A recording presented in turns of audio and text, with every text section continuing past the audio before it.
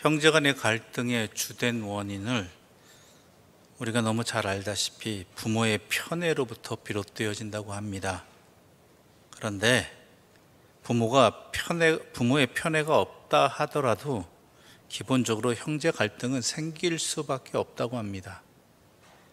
왜냐하면 형제는 부모의 사랑을 나눠야 하는 사이이기 때문에 본능적으로 질투심이 작용할 수밖에 없는 것이지요. 형제 갈등의 위기 상황을 잘 극복한 우리에게 알려진 유명한 이야기가 있습니다. 신증 동국 여지 승람에 따르면 고려 공민왕 때 두 형제가 함께 길을 가다가 동생이 황금 2덩어리를 주었다고 합니다. 그래서 그 동생은 2덩어리 중에 1덩어리를 형에게 주었죠. 하나씩 나눠 가졌습니다. 그리고 양천강 공암진에 이르러 함께 배를 타고 강을 건너게 되었습니다. 강 한가운데를 지날 때 아우가 갑자기 자신이 가진 금덩어리를 강물에 던지는 것 아니겠습니까? 형이 이것을 괴이하게 여길 수밖에 없죠. 그래서 그 까닭을 물었습니다. 그러자 동생이 대답하기를 제가 평소에는 형님을 사랑하는 마음이 두터웠는데 이제 황금을 갖게 되니까 갑자기 형님이 미워지기 시작했다라는 것이죠. 죽기는 내가 주었는데 왜 형이 있어서 형이 그걸 봐서 줘야 될까? 줘놓고 나중에 시간이 지날수록 아까운 것이죠. 그래서 동생은 이것은 이렇게 나를 생각하게 하는 이 물건은 상서롭지 못한 물건이니 차라리 강물에 던져버리고 잊어버리고 했습니다 라고 대답하는 것이었습니다. 그러자 형이 말하기를 너의 말이 참으로 옳구나 하고는 그 또한 금덩어리를 강물에 던져버렸다고 합니다. 그 배에 함께 탔다가 그 장면을 본 사람들이 있었습니다. 그래서 그 강의 이름을 그때부터 금을 던진 여울, 강이라는 의미로서 투금강 혹은 투금래로 불리게 되었는데 그 투금강이 있는 포구를 투금포라고 불렀고요. 배를 타는 것을 나중에 이렇게 부르다가 줄여서 김포가 되었다고 합니다. 즉 우리가 알고 있는 경기도 김포라는 이름이 여기서 유래된 것이죠. 형들의 미움을 사 애굽으로 팔려갔던 요셉이 온갖 고생 끝에 마침내 애굽의 총리의 자리에 올라갔습니다. 요셉은 성공한 것이죠. 그런데 그렇다고 해서 그의 마음속에 응어리로 남아있던 그 한이 풀렸을까요? 성공했으니까 다 그냥 만사 오케이가 되었을까요? 그렇지 않았을 것입니다. 가족들에게 버림받았다는 사실, 형제들에게 배신당했다는 사실은 세월이 지나도 아물지 않는 상처였을 것입니다. 요셉이 어려운 여건 속에서도 자기를 추스려가면서 어찌 보면 악착스럽게 살았던 것은 자기를 없애려던 형들에 대한 분노의 힘도 있었을 것입니다. 가족은 가장 가까운 사이이면서도 때로는 가장 미워하는 사이이기도 합니다.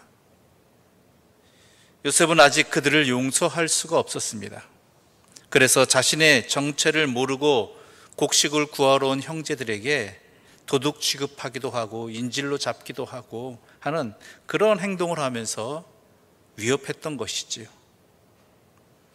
하지만 요셉은 자신 앞에서 도둑 취급받으면서 전전긍긍하며 두려움에 떠는 형제들을 보면서 안쓰럽게 느끼기 시작합니다. 그리고 그들이 자신들이 동생 요셉을 팔아먹었던 일 때문에 이렇게 하나님의 벌을 받는 것은 아닌가 하면서 서로 수군거릴 때 요셉은 혼자 그 얘기를 듣고 울었습니다. 우리 1절과 2절의 말씀 우리 함께 읽어보도록 하겠습니다. 1절과 2절의 말씀입니다. 요셉이 시종하는 자들 앞에서 그 정을 억제하지 못하여 소리질러 모든 사람을 자기에게서 물러가라 하고 그 형제들에게 자기를 알리니 그때 그와 함께한 다른 사람이 없었더라. 요셉이 큰 소리로 우니 애굽 사람에게 들리며 바로의 궁중에 들리더라. 자신의 정체를 감춰오던 요셉은 더 이상 더는 북받치는 감정을 억제하지 못하고 자신의 정체를 형제들에게 밝힙니다. 그 순간 걷잡을 수 없는 울음이 그에게 터져 나왔죠. 그 울음 속에는 그동안의 서러움, 또한 그에 못지않은 그리움, 살아온 세월의 모든 감정들이 고스란히 다 담겨 있었을 것입니다. 얼마나 울었던지 그 울음소리는 애굽 사람에게 들리고 바로의 궁중에까지 들렸다라고 이야기하고 있습니다. 요셉이 자신의 정체를 밝혔습니다. 그렇지만 형들은 도저히 믿을 수 없었던지 아니면 지은 죄로 인해서 두려워서인지 아무 말도 할 수 없었습니다. 놀라서 아무 말도 할 수 없었던 형들에게 요셉은 자신이 누구인지 가장 명확히 알 수 있는 한 말을 합니다. 당신들이 애굽에 판 사람입니다.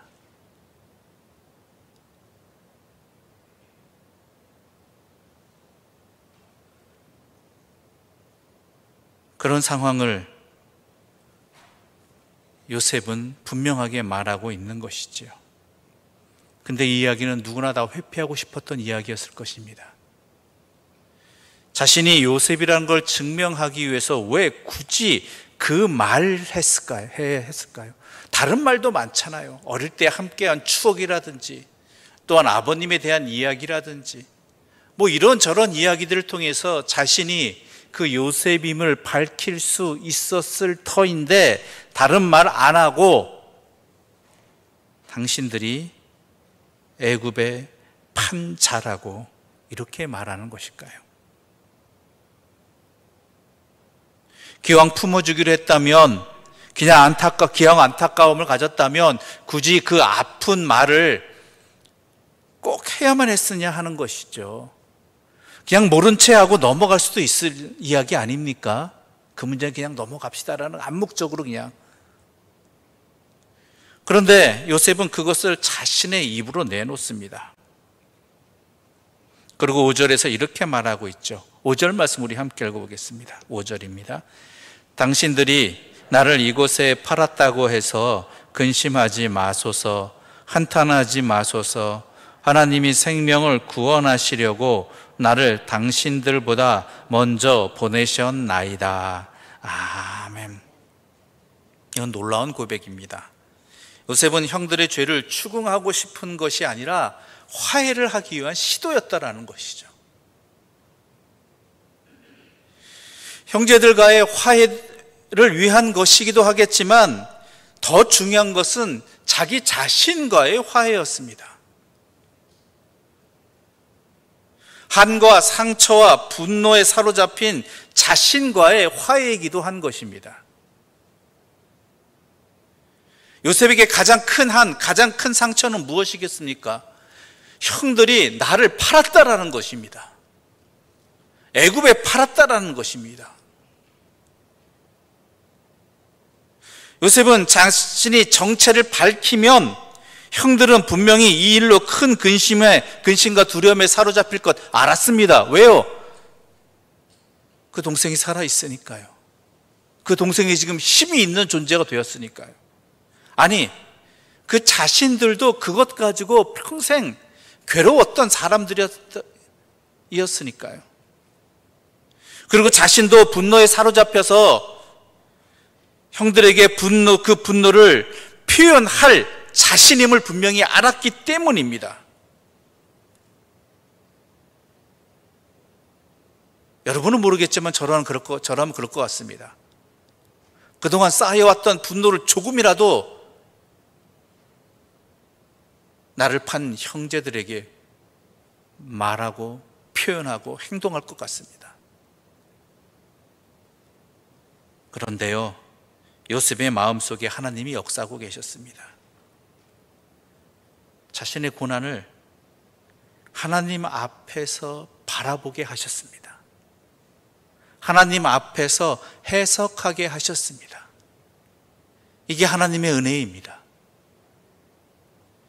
용서의 마음, 화해의 마음은 하나님의 선물입니다. 내 자신의 힘으로 용서한다는 것은 거의 불가능합니다. 용서했다 치더라도 나중에 기회가 되면, 시간이 흐르고 또 아니면 또 다른 여건이 생기면 이게 다시 치밀어 오릅니다. 다시 분노에 사로잡히게 됩니다. 예전 것 끄집어내게 됩니다. 그래서 기껏 화해했다, 또한 상처가 회복되었다 한 것들이 다시 더 깊은 상처로 형제간에, 또한 내 자신에게 해집는 일들이 되어버리는 것이죠. 하나님께서는 요셉에게 용서의 마음, 화해의 마음을 주셨습니다. 모든 사건을 하나님 앞에서 바라보게 하고 해석하게 하였습니다. 왜요? 그것이 이 갈등을 회복하는 길이기도 하겠지만 요셉 자신이 치유받을 수 있는 방법이기 때문입니다. 그뿐만이 아닙니다. 제대로 눈을 뜨게 합니다. 제대로 바라보고 제대로 해석하게 합니다. 세상과 사람을 제대로 보게 합니다. 나의 분노의 눈에 사로잡혀서 사람과 세상을 보는 것이 아니라 용서의 눈으로, 사랑의 눈으로, 하나님의 눈으로 사람과 세상을 보게 하신다는 것이죠. 요셉은 긴 세월 동안 형들에 대한 서운함을 가지고 살았습니다. 본문 앞까지 일어난 일들을 가만히 살펴보면 형들에 대한 이런저런 생각들이 있었음을 엿볼 수 있습니다. 그러나 마침내 용서하게 되었습니다. 그리고 나서 자신의 아픔이 단순한 아픔이 아니라 하나님의 계획 중 하나였음을 깨닫게 되는 것이지요. 그런데 여러분, 오해하지 마십시오. 그렇다고 해서 이 말이 결코 지난날 형들이 자기에게 한 일이 아무런 잘못이 아님을 뜻하지는 않습니다. 그 일 자체는 형제를 서로 헤어지게 하고 아버지를 상심에 사로잡히게 한 뼈 아픈 사건임에 틀림이 없음을 오랜 시간이 지났다 할지라도 부인할 수 없는 것입니다. 하지만 그 잘못이 더 이상 형들과 자기 사이를 갈라놓을 수 없음을 요셉은 분명히 말하고 있는 것이지요.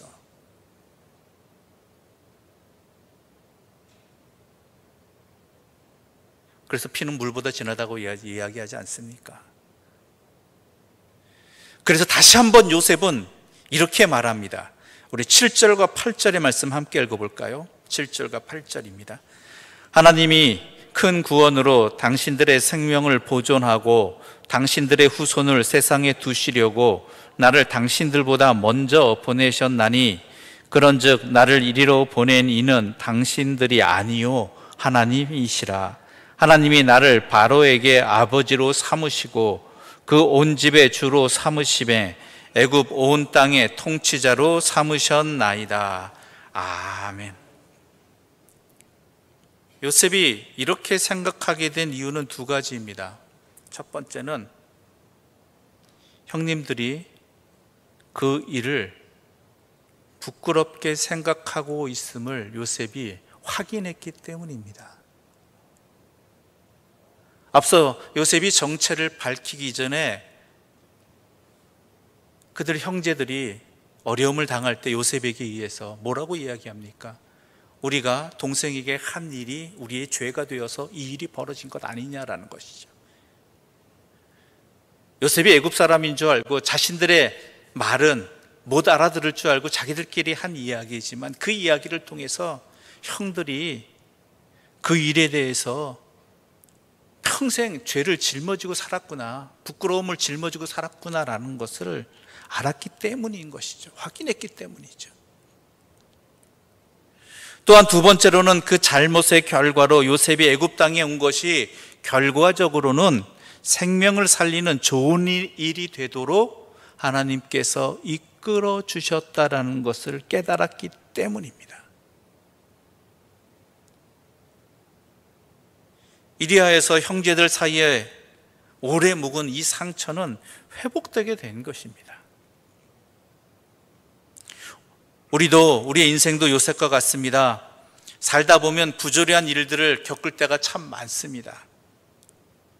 아마 여러분들의 인생을 되짚어 본다면 빠지지 않고 나올 이야기가 내가 당한 억울한 일들, 부조리한 일들이었을 것입니다. 우리는 도대체 왜 그런 일이 하필이면 나에게 일어나야 하는지 모르기 때문에 분노하기도 합니다. 왜 나에게 일이 일어나야 되는가? 때로는 절망하기도 합니다. 하지만 그런 문제는요, 우리의 이성만으로는 도저히 풀리지 않습니다. 아니, 이해할 수 있다고 푼다고 해도 그냥 넘어가지지가 않습니다.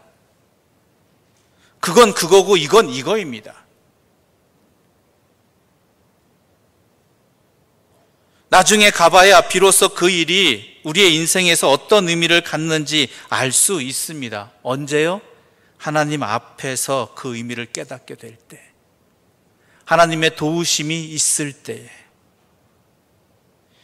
요셉이 자신의 한과 상처를 하나님 안에서 깨닫게 되었을 때, 그는 비로소 이러한 모든 부조리함 너머에 있는 그 고난의 의미를 제대로 알게 된 것이지요.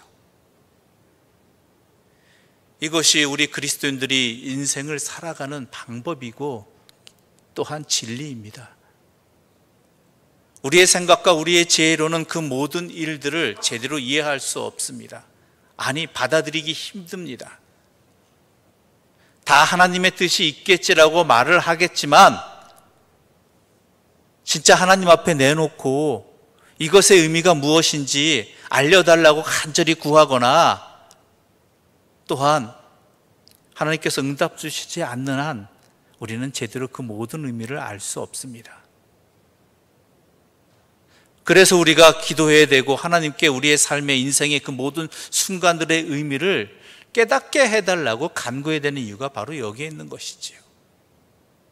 또한 우리가 이 모든 일을 하나님께서 그냥 나에게, 내가 당하게 그냥 내버려 두신 일이 아니라 하나님의 뜻이 있을 것이라는 기대감을 가지고, 소망을 가지고 인생의 모든 순간들을 힘있게 살아가야 되고, 견디며 살아가야 되고, 놓치지 말고 살아가야 되는 이유가 바로 여기에 있는 것입니다. 그럴 때 고난의 의미를 제대로 이해할 수 있는 것입니다.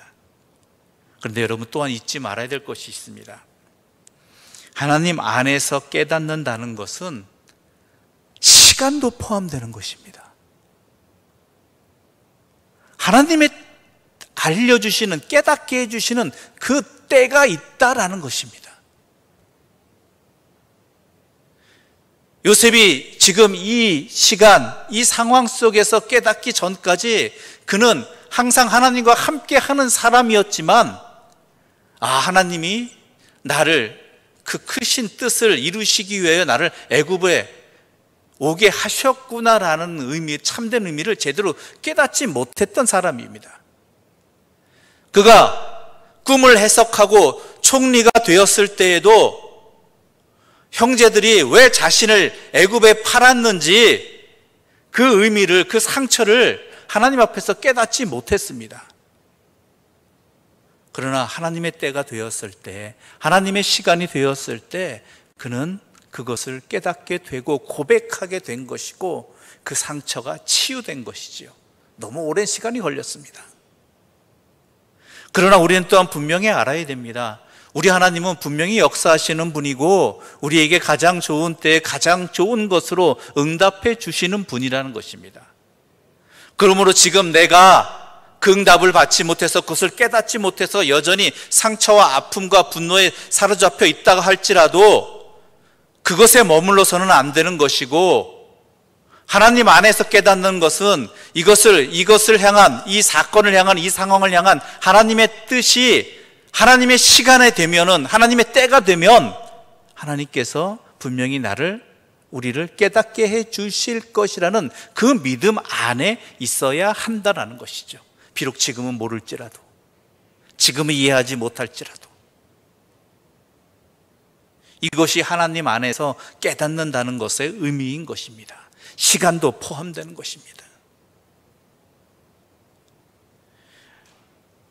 끝으로 애굽과 가나안 땅에 나뉘어 살던 형제들이 만나서 다시 가족이 되게 한 계기는 무엇이었습니까? 요셉의 성공이었습니까? 그럴 만도 하죠.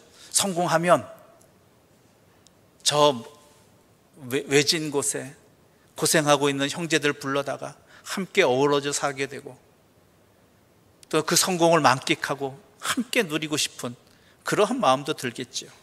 근데 그게 그렇지 않더라는 거예요. 이 요셉의 사건을 보아서도 알다시피 기근이었습니다. 기근. 우리가 평안한 일상에 있을 때는, 길들였을 때는 하나님의 음성에 둔감해집니다. 그렇죠? 우리가 언제 간절히 기도합니까? 언제 하나님을 간절히 찾습니까? 하지만 우리가 인생의 기근을 만나서 방황할 때 하나님은 비로소 우리 속에 하나님의 은총의 샘물을 흐르게 하시는 분입니다.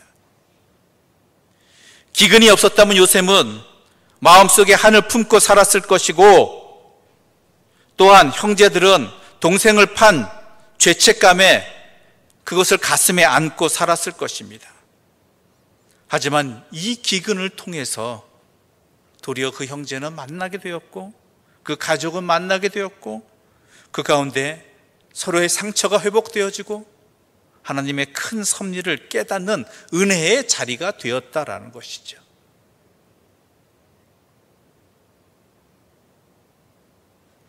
우리에게 하나님께서 어려움을 주시는 의미는 바로 이런 것에 있습니다. 다른 것이 아닙니다. 주의 음성에 더 귀를 기울이라는 것입니다.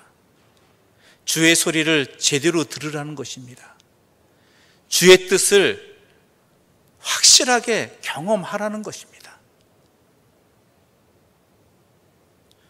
우리에게 일어난 모든 일들이 다 우리의 뜻대로 될 수는 없습니다.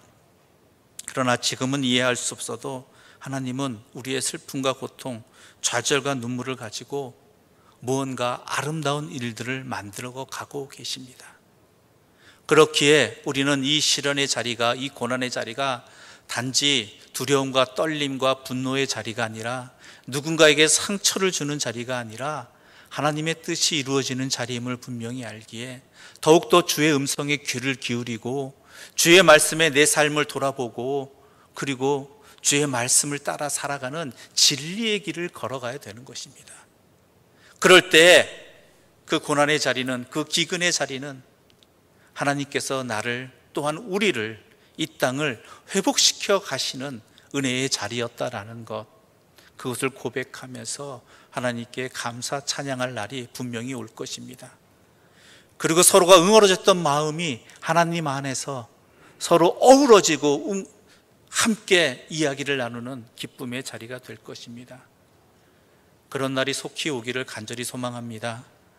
그러기 위해서 이 모든 일들 가운데 우리의 삶을, 우리의 모든 이야기들을 하나님 앞에 내어놓고 하나님의 뜻을 기다리고 하나님께 또한 순종하는 믿음의 길을 가는 하나님의 사람들 되시기를 간절히 소망합니다.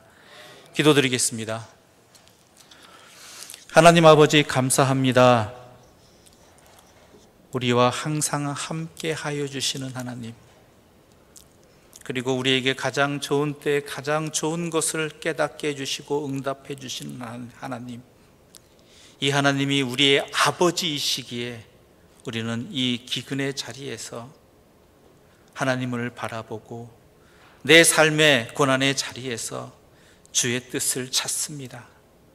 주여, 우리의 귀를 열어주셨사오니 우리가 제대로 듣게 하여 주시고 소망 가운데 힘을 얻게 해주시고, 또한 하나님의 은혜 가운데 서로 부둥켜 안고 서로의 상처를 치유하고 새 힘을 얻는 은혜의 시간들이 되게 해주시고, 그런 날이 분명히 옴을 믿고 이 고난의 자리를 견뎌 나가는 하나님의 사람들, 하나님의 종들 되게 하여 주시옵소서. 예수님의 이름으로 기도드립니다. 아멘.